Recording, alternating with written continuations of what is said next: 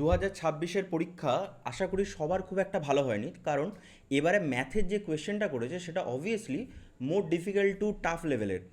এবার প্রত্যেক বছর আমরা যদি দেখতে চাই 2020 সাল থেকে আজ 2026 সাল পর্যন্ত, এবং তুমি যদি আরও পাস্ট ইয়ারের কোয়েশ্চেন দেখো দেখবে কিন্তু এতটা শক্ত কোয়েশ্চেন ছিল না আগে। যত দিন যাচ্ছে ডাব্লিউবিজেই টাফনেস তত বাড়াচ্ছে। এর পিছনে বেশ কিছু কারণ আছে, যে ওয়েস্ট বেঙ্গলের স্টুডেন্টরা আগে শুধুমাত্র ডাব্লিউবিজেই দিত, কারণ বাকি অতটা অ্যাওয়ারনেস ছিল না। কিন্তু এখন তুমি যদি দেখো অনেক কিন্তু ম্যাক্সিমাম বাইরের বোর্ডের ছেলেরাও কিন্তু আসে এখানে ডাব্লিউবিজেই দিতে। তার কারণ অবভিয়াসলি তারা জানে যে যাদবপুর ইউনিভার্সিটির আরওআই খুব বেশি, অর্থাৎ যে পরিমাণে তুমি সেমিস্টার ফি দিয়ে পড়ো আর প্যাকেজ দেখা যাচ্ছে 1 CR-এর 1 কোটি লেগে যাচ্ছে। তো অবভিয়াসলি সেই জন্য লোকে 2,000 টাকা সেমিস্টার ফি দিয়ে যদি 50-60 লাখ টাকার অ্যাভারেজ প্যাকেজ পায়, তারা অবভিয়াসলি সেখানে আসবে। তো সেই জন্য কম্পিটিশন প্রচুর বাড়ছে এবং ডাব্লিউবিজেই বোর্ড তার টাফনেসও অনেকটা বাড়িয়ে দিচ্ছে। এবারে যতটা টাফ এসছে, 2027-এর ট্রেন্ড কি? তোমাদের সবার স্বপ্ন যাদবপুর 2027। যারা ভাবছো যে ড্রপ দিয়ে দেবে তাদের ক্ষেত্রে কী স্ট্র্যাটেজি হওয়া উচিত? আদতে তোমাদের স্বপ্ন কিভাবে সার্থক হবে যাদবপুর 2027-এ পাওয়ার জন্য? এই ভিডিওটাতে আমরা খুবই গুরুত্বপূর্ণ কিছু বিষয় নিয়ে আলোচনা করব। যারা ভাবছো যে 2027 সালে পার্শিয়ালি ড্রপ বা ফুল ড্রপ দিয়ে পড়াশোনা করবে তাদের জন্য বেসিক্যালি, এবং যারা অবভিয়াসলি এখন সেমিস্টার 3-তে আছো, যে কিছুদিন এখনও গোটা 1 বছর সময় রয়েছে। তো দেখো, তোমাদের আগে কম্পেয়ার করব আমি যে 2020 সাল থেকে 26 সালের ডিফিকাল্টি কীরকম, এবং সেই হিসাবে 2027 সালের কীরকম ডিফিকাল্টি আসতে পারে, কতটা টাফনেস আসতে পারে সেটা। 2027-এ যদি আনএক্সপেক্টেড প্রশ্ন চলে আসে, যেরকম 2026-এ ম্যাথের সাথে এসছে, ফিজিক্স যে খুব একটা সোজা আসছে সেটা কিন্তু বলবো না, কিন্তু মডারেট লেভেলের আমি বলবো, মানে আমার হিসাবে আমি যেরকমভাবে পড়াই সেই হিসাবে মডারেট লেভেলের কোশ্চেন ছিল। বাট কি গ্যারেন্টি আছে যে পরের বারেও সেটা হবে না? পরের বারে দেখা গেলো ম্যাথের সাথে ফিজিক্সটা আরও টাফ দিয়ে দিল।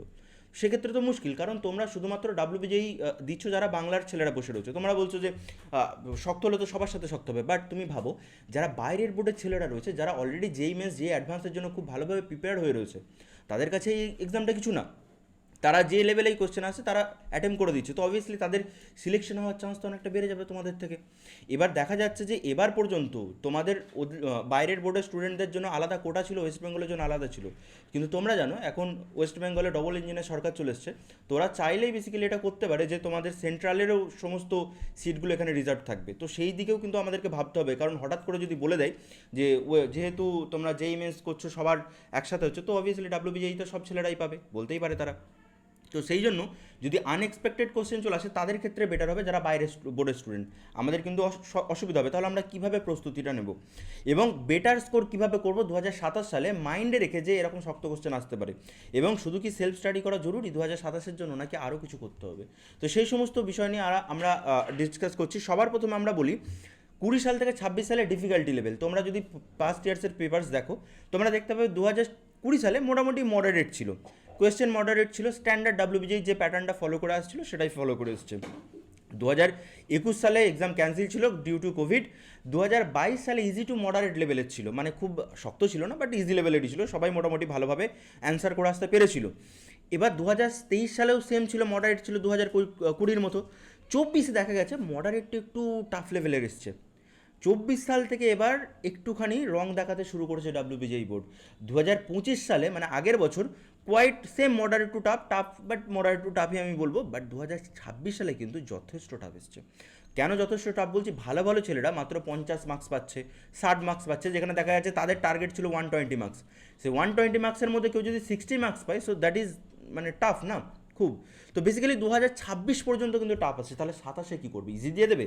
অবভিয়াসলি ইজি দিতেও পারে, কিন্তু আমার যেটা ফিল হয় যে 2026 সালে কিন্তু এই ভেরি টাফ এটা কিন্তু তারা বজায় রাখবে। তার কারণ তারা চাইছে, ডাব্লিউবিজেই বোর্ড চাইছে আরও ছাঁকাই করতে স্টুডেন্টদেরকে, আরও ছাঁকাই করতে, মানে যারা অলরেডি তোমাদের দিচ্ছ তোমাদের মধ্য থেকেও আরও বেস্ট অফ বেস্ট স্টুডেন্ট খোঁজা।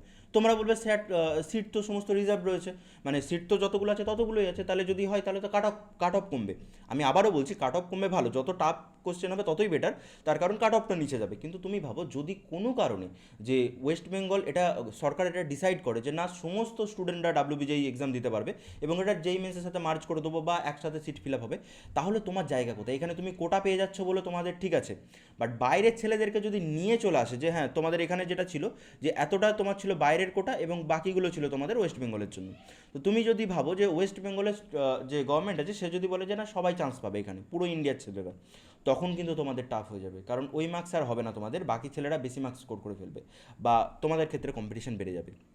তো তো টাফনেস অবভিয়াসলি আমার মনে হয় ডাব্লিউবিজেই বোর্ড আর পিছনে হাঁটবে না, তার কারণ এবার থেকে ওরা ডাব্লিউবিজেই বোর্ড ওরা এনটিএ থেকে শিক্ষা নিচ্ছে, যে এনটিএতে যে হালে জিনিসগুলো কন্ডাক্ট করানো হচ্ছে সেখান থেকে শিক্ষা নিয়ে আমার মনে হয় ডাব্লিউবিজেই বোর্ড কিন্তু আরও টাফনেস তার বাড়াতে চলেছে।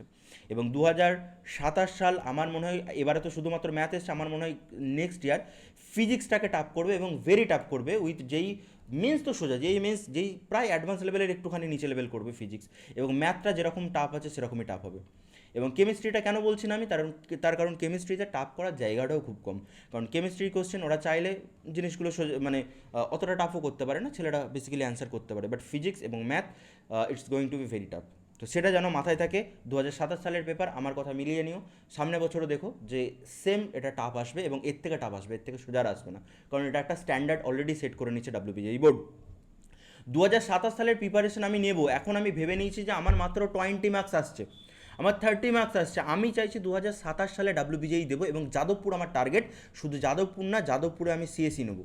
তাহলে আমাদের কী করতে হবে এখন থেকে, অথবা যারা সেমিস্টার 3তে এখন পড়ছো, সেমিস্টার 3 থেকে তোমরা ভাবছো 1 বছর আমাদের কাছে টাইম রয়েছে, সেমিস্টার 3 সাথে সাথে আমরা ডাব্লিউবিজেইর জন্য পড়াশোনা করবো, তাহলে আমাদেরকে কী করতে হবে? ম্যাক্সিমাম স্টুডেন্ট যারা ছিলে তারা শুধুমাত্র কী করতে, ডাব্লিউবিজেইর পিআইকিউ করে চলে যেত। আমিও দেখতাম যে বিভিন্ন বড় বড় ইউটিউব চ্যানেল, তাদের 1 লাখ সাবস্ক্রাইবার রয়েছে, 1.5 লাখ সাবস্ক্রাইবার রয়েছে, তারা বসে বসে পিআইকিউ করাচ্ছে। আমি বারবার বলেছি পিআইকিউ এর জন্য ভিডিও দেখো না, সময় নষ্ট করো না, শুধু শুধু 1 ঘন্টা কেন সময় নষ্ট করবে? তোমরা examsite.com-এ যাবে, একটা ওয়েবসাইট রয়েছে নট স্পন্সার্ড, examsite.com-এ তোমরা যাবে, সেখানে গিয়ে যত যা পিআইকিউ রয়েছে উইথ অ্যান্সার তোমরা সেখান থেকে পেয়ে যাবে। তাহলে শুধু কি পিআইকিউ করবে? No, never. PIQ is not enough, PIQ 15 দিন করতে হবে।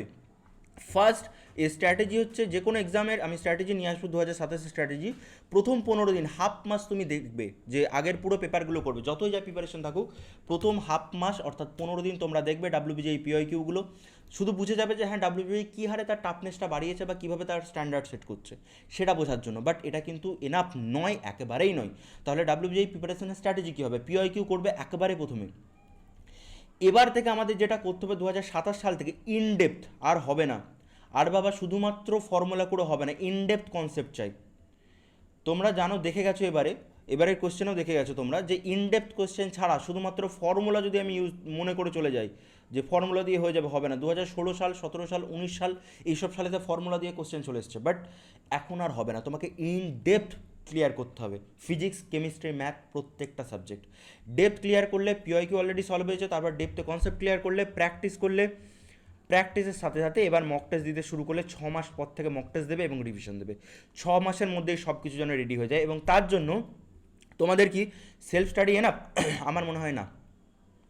যে কোনো কোচিং সেন্টারের জন্য বলছিল, তোমরা যেখানে খুশি ভর্তি হয়ে যেতে পারো, আমার মনে হয় সেলফ স্টাডির কিন্তু আর জায়গাটা খুব কমে গেছে, যে সেলফ স্টাডি করে হয়ে যাবে, তার কারণ যে হারে জিনিসগুলো হচ্ছে তুমি নিজেকে ঠিক রেখে করতে পারবে না। প্রথম 6 মাস, প্রথমে 6 মান্থস আমাদেরকে করতে হবে শুধুমাত্র কনসেপ্ট ক্লিয়ার, ইনডেপথ কোয়েশ্চেন, মানে কনসেপ্ট ক্লিয়ার অবভিয়াসলি, তার সাথে তোমাদের প্র্যাকটিস করতে হবে, প্র্যাকটিসটা চালিয়ে যেতে হবে। তারপর বাকি 6 মাস তোমরা মক টেস্ট দিতে শুরু করবে এবং প্র্যাকটিস, ব্যাস। এবার এটা কিভাবে করবে না করবে তার জন্য কিন্তু সেলফ স্টাডিটা আমার মনে হয় খুব টাফ হয়ে যাবে যে কারোর ক্ষেত্রে। তো কোচিং, যে কোনো কোচিংয়ে তোমরা চাইলে অফলাইন, ওখানে আশেপাশে কোনো বা ভালো কোনো জায়গাতে যেখানে অনলাইন কোচিং পাচ্ছ সেই সমস্ত জায়গাতে ঢুকে যাও, এবং তারা যেন ডাব্লিউবিজেইর জন্য স্পেশালি যে ইমেজ ডাব্লিউবিজেইর জন্য তারা পড়ায় সেটা দেখে কিন্তু করো। কোচিংটা নেওয়াটা খুবই ভালো, গুরুত্বপূর্ণ জিনিস, তার কারণ গাইডেন্স সবসময়ই কাজে লাগে। গাইডেন্স ছাড়া যদি পা বাড়ো, একটা বছর কিন্তু নষ্ট হওয়ার প্রবণতা অনেক বেশি থাকে। তার কারণে আমি অনেক স্টুডেন্টকে দেখেছি যারা বেসিক্যালি বলে যে না স্যার আমরা তো 1 বছর সেলফ প্রিপারেশন নেবো, আমাদের দ্বারা হয়ে যাবে। তারা আমাকে কি বলে জানো, 10th মাসে বা 11th মাসে তারা এসে দেখে, মানে জানুয়ারি মাসে বা ফেব্রুয়ারি মাসে, বলে যে আমার মোবাইলে বেশি টাইম নষ্ট হয়ে গেছে, আমি অতটা প্র্যাকটিস করতে পারিনি। কারণ মোবাইলটা হচ্ছে সবথেকে বড় শত্রু তোমাদের এখন। তো বেসিক্যালি কোচিং থাকলে সমস্ত জিনিসগুলোকে করে গাইড করে, টিচারদের কাছ থেকে ডাইরেক্ট গাইডেন্স পাও, তো সেই জিনিসটা কিন্তু ইম্পর্টেন্ট। যদি তোমরা চাও যে হ্যাঁ ডাব্লিউবিজেইতে একটু গাইডেন্স নেবে, তো উড়ান প্রেপ অ্যাপ, আমাদের অ্যাপ ডাউনলোড করতে পারো, এবং সেখান থেকে ডাব্লিউবিজেইর ইনডেপথ কনসেপ্ট, শুধুমাত্র ডাব্লিউবিজেই না, জেএমএস এবং নিটের জন্য আমি জাস্ট তোমাদেরকে ফিজিক্স পড়াবো, আমার কারণ ডোমেনটাই ফিজিক্স, তো ফিজিক্সের মধ্যে ইনডেপথ তোমাদেরকে আমি ক্লিয়ার করবো যাতে যে কোনো লেভেলের কোয়েশ্চেন, যেই অ্যাডভান্স লেভেলের কোয়েশ্চেন সলভ করতে পারে, এবং তার জন্য প্রত্যেকটা স্টুডেন্টের আলাদা আলাদা স্ট্র্যাটেজি তৈরি করে, যে ডাব্লিউবিজি যারা রয়েছে, যারা জেইএমএসের জন্য, প্রত্যেকের আলাদা স্ট্র্যাটেজি। তোমরা এখানে প্র্যাকটিস সেট পাবে, এখানে মক টেস্ট পাবে, এটা এখান থেকে তোমরা লাস্ট তোমাদের র্যাঙ্ক চেক করতে পারবে, কম্পিটিশনে বসতে পারবে। এবং তোমরা যদি উড়ান, UDAN, এটা ছোটো হাতের উড়ান 50 ইউজ করো, তাহলে এই মুহূর্তে 50% কিন্তু অফ পেয়ে যাবে তোমরা। টোটাল যে কোর্সের দাম আছে সেই কোর্সে 50% অফ পেয়ে যাবে। উড়ান প্রেপ অ্যাপটা ডাউনলোড করো, চ্যানেলটিকে সাবস্ক্রাইব করে নাও। এর সাথে আমরা কাউন্সেলিং রিলেটেড এবং নেক্সট প্রিপারেশন রিলেটেড ভিডিও নিয়ে আসবো। আশা করি সবাই ভালো থাকবে, আবার দেখা হচ্ছে পরবর্তী ভিডিওতে। টাটা।